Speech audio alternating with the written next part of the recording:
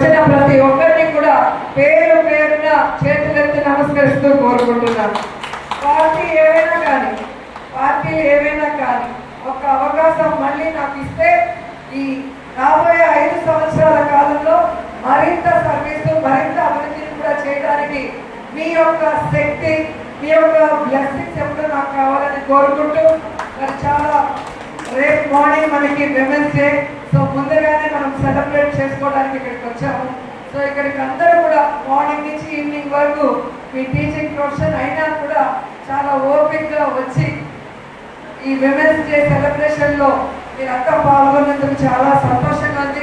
మరోసారి అందరికీ అంతర్జాతీయ మహిళా దినోత్సవ శుభాకాంక్షలు తెలియజేసుకుంటూ ఇక్కడికి వచ్చిన మహిళలందరికీ కూడా నా అక్క చెల్లెలుగా భావించి పసుపు కుంకుమ ఇవ్వాలనుకుంటున్నాను.